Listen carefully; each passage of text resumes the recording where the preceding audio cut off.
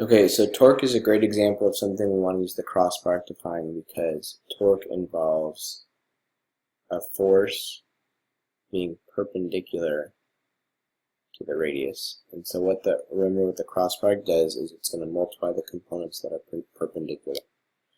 Okay, and so torque is the cross product of the radius and the force. Okay, and so before we get more into it, I want you to think, does it matter the order that we multiply these? Could torque also be this? Okay, the force cross the radius? And the answer is no, because if you remember from our previous one, when we did the cross product, that if you reverse the order, it becomes negative. So the order matters for which direction it is. Okay, so if we look here, these are kind of two versions of that torque equation, or like definitions of it. And so the two definitions of the cross product here is if you take the magnitude of R and the magnitude of F and multiply them together, and then multiply by the sine of the angle between them, and then times a unit vector that's perpendicular to both of them, you would get the torque as a vector.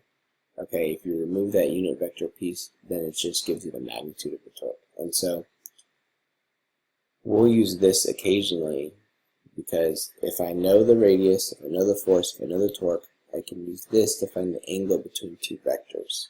Okay, and so that's kind of a useful tool. This one we won't use so much just because this piece right here is a little bit tricky. Okay, and usually when we see torque, we're going to have it as a vector quantity, or radius and force here, we're going to have them as vectors. Alright, so let's go ahead and give this a try. Okay, so here we have a force and a radius, and it's asking us to find the torque and then the angle between R and F. So let's start by finding the torque. So the torque, remember, is R cross F.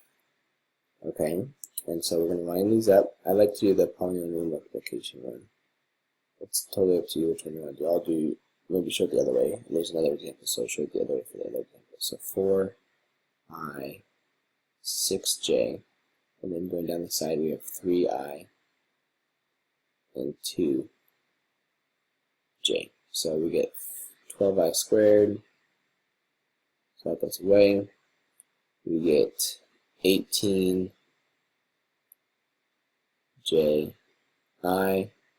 okay. Here we get 8IJ, okay, and then for this last one we get 12J squared, okay. So these ones go away because they're equal to 0. Okay, if we write IJ, J.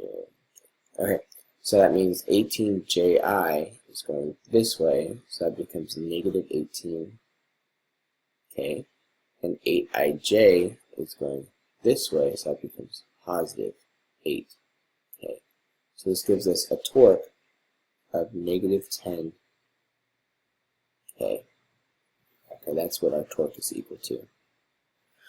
So, for the second part that says what's the angle between R and F, we're going to need to use this formula.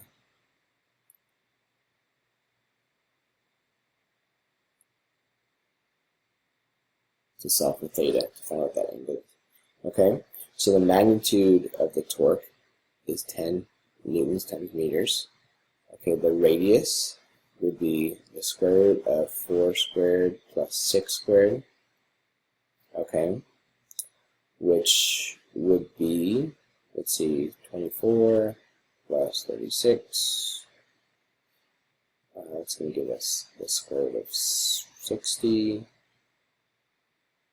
I'll just punch it up here.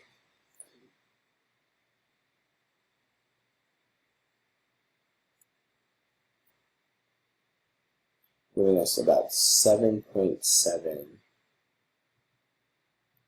meters. So I'll put 7.7 meters here for the magnitude of the radius. And then for the magnitude of the force, be the square root of 3 squared plus 2 squared. Give us the square root of 9 plus 4, which is like the square root of 13, which is 3.6. So times 3.6 newtons times the sine of the angle theta. Okay? So we solve it. 10 over 7.7 over 3.6 gives us that 0.36 equals sine theta. We would do inverse sine and get that theta is equal to 21 degrees. Okay? Now we can check it. So let's graph them real quick. So if you have 4i and 6j, that would look like 4 and 6. So I'll do this right here. And then 3i and 2j would be something like 3 and 2. So like this. So it would be this right here in between. Okay? And so the angle here between this radius vector and that force vector is 21 degrees. Okay? So now I'm going to have you try it. So, here we have another radius and another force. The first thing I want you to do is find the torque. So go ahead and find the torque caused by this force about that radius.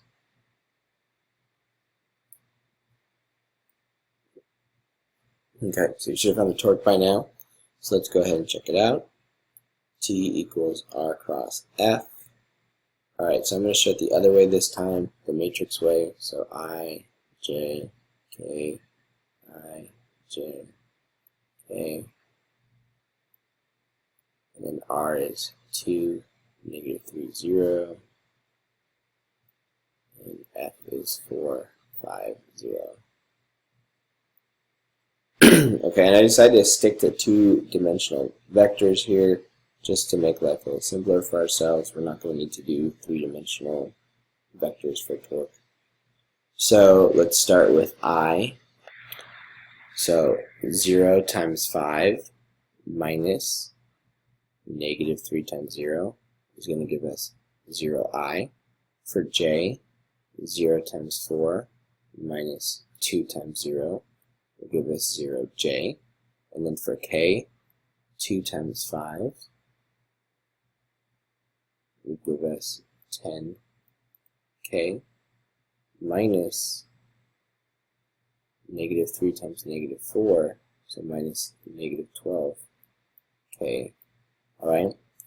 And so that will give us in total a torque vector of 22k. So this is our torque, 22k. 22k newtons times meters. Alright? So the next thing I want you to do now that we found the torque is go ahead and find the angle between R and F. So for this, again, we need to use that definition of torque to find that missing angle. Okay, so the magnitude of the torque is 22 newtons times meters. The magnitude of the radius would be the square root of 2 squared plus 3 squared. I think we just did that and got like the 3.6. 3.5. 3.6, okay. So 3.6 meters, and the force would be the square root of 4 squared plus 5 squared, so 16 plus 25, or 41. Okay, so it'd be like 6.5, 6.4, 6.4 meters, okay? So, and then this is all times the sine of the angle between the two of them, okay? So this is not added, these are multiplied.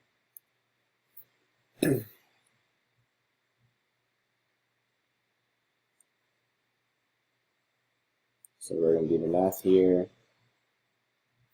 and get that it's about 0.95 equals sine of theta, okay? And so if we do inverse sine,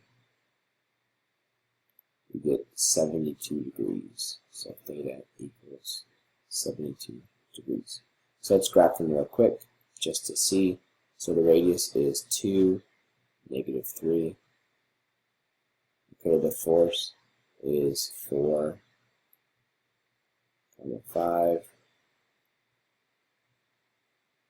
Okay, I could believe that was like 72 degrees. Okay, now what's going to happen is, on occasion, we're going to have to be a little bit careful in that if they're on kind of opposite sides of the graph, we might have to, this angle, because the greatest number you can get using inverse sine is 72, or is 90 degrees, and it's possible that they're more than 90 degrees, and so you have to sometimes think about if you have to maybe add 90 to it just to get the correct angle between them. Alright, so this would be an angle between these two vectors.